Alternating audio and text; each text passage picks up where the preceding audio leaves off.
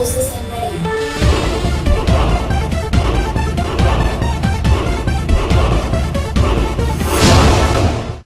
So there's this video about the Large Hadron Collider that asks this question. If I put my hand in front of the beam at the Large Hadron Collider, what would happen to my hand?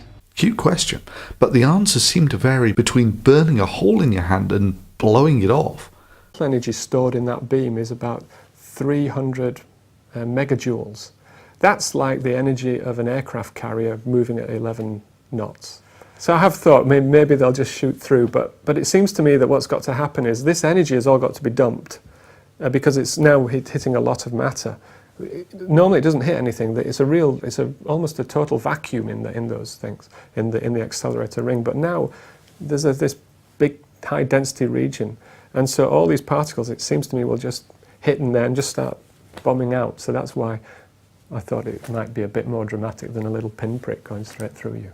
So I thought I'd give a more accurate description of what would happen if you tried to put your hand in a beam of the Large Hadron Collider.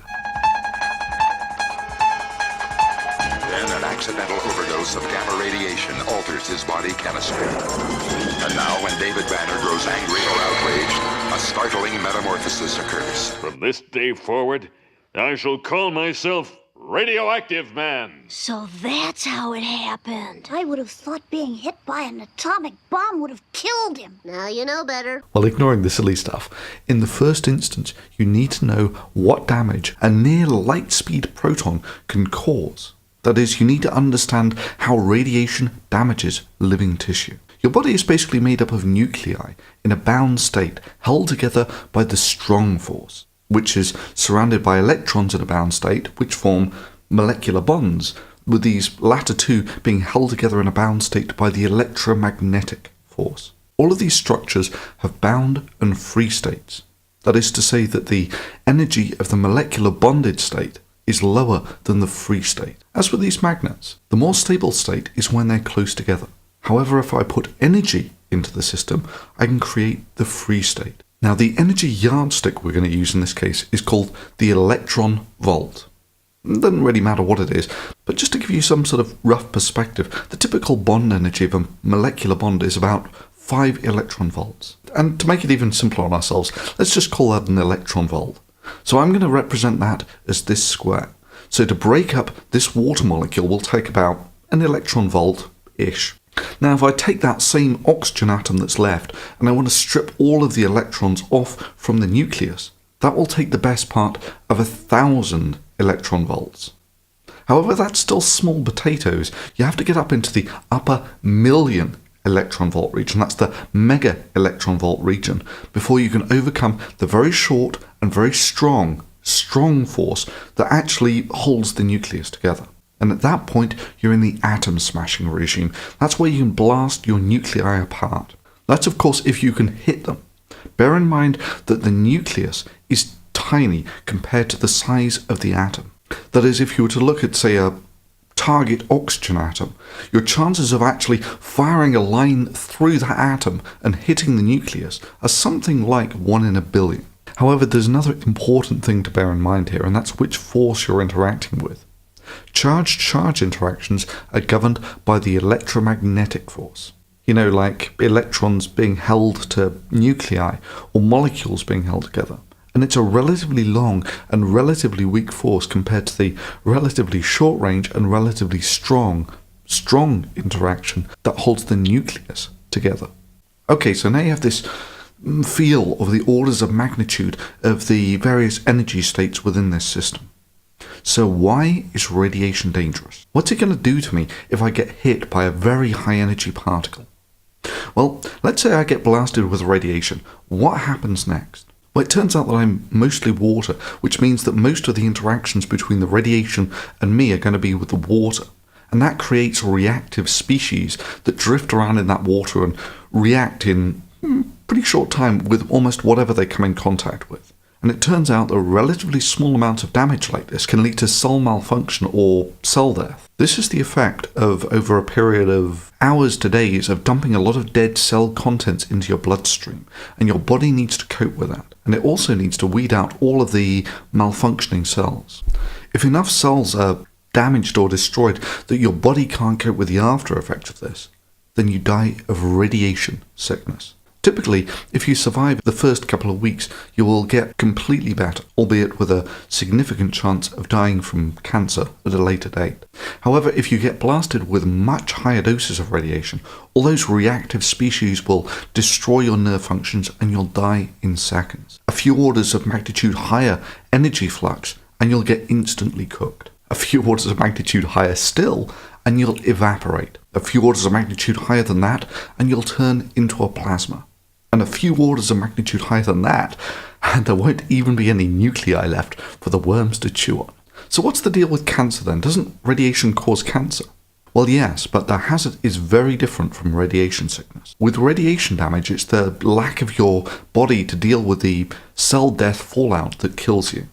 The cancer risk is basically if your DNA gets damaged and causes the cell to malfunction such that it keeps reproducing uncontrollably.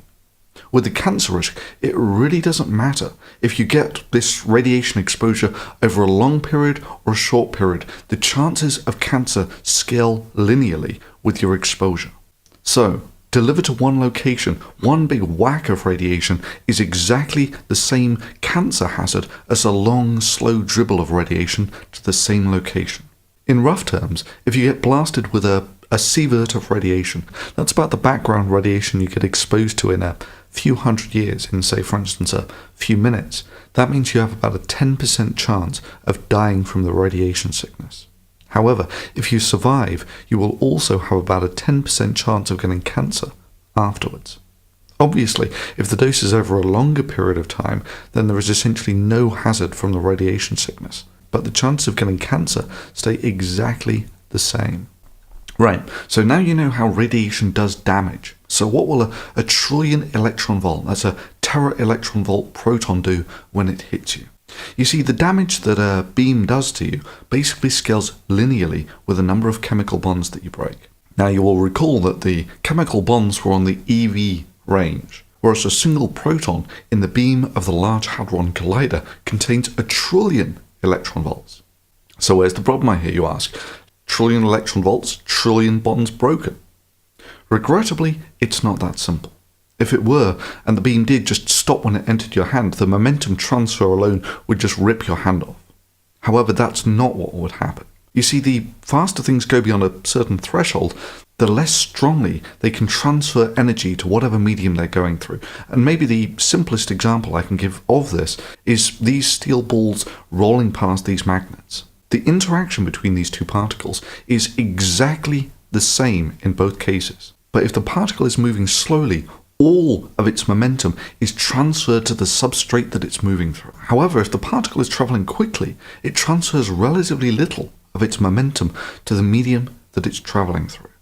Yet in both cases, the interaction force between these particles is exactly the same. The only thing that has changed between these two particles is the time that they had to interact with each other. The faster you move, the less time you have to interact. Now it turns out that the protons that they use in the Large Hadron Collider are also used, albeit with about 10,000 times less energy, for cancer irradiation therapy. So there are actually figures on proton penetration at these sorts of energies. So here you have the figures for two proton beams, one with about 100 million electron volts or MeV energy, and the other with about 200 MeV energy. Now both of these beams are isoenergetic. That means that they have exactly the same amount of energy in, say, two 100 MeV particles versus one 200 MeV proton.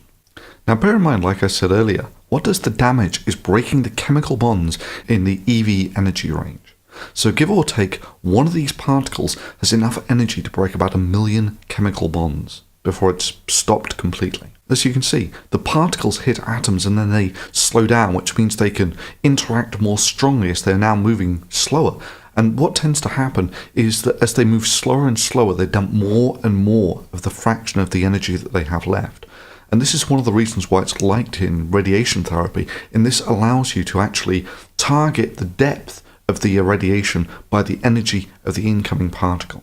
Now your hand's about 25 millimeters or 1 inch thick. which means that two 100 MeV protons will do somewhat more damage than a single 200 MeV proton, which basically means that a 200 MeV proton will just take most of its energy, go straight through your hand, and take most of its energy with it when it leaves.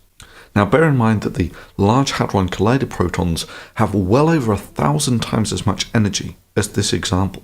So I would expect most of these protons to just go straight through your hand, in that they just can't interact enough with your hand in that the time that they have to pass through it. Right, so equivalent energy for equivalent energy, you are certainly better off getting hit by 1 trillion electron volt proton rather than a million electron volt protons, even though both contain exactly the same amount of energy. So proton for proton, I'm not sure, but I suspect that your hand getting hit by a single tera electron volt proton would do a similar amount of damage to a million electron volt proton. However, this is not the full story, so I'm afraid I'm going to have to continue this in part 2.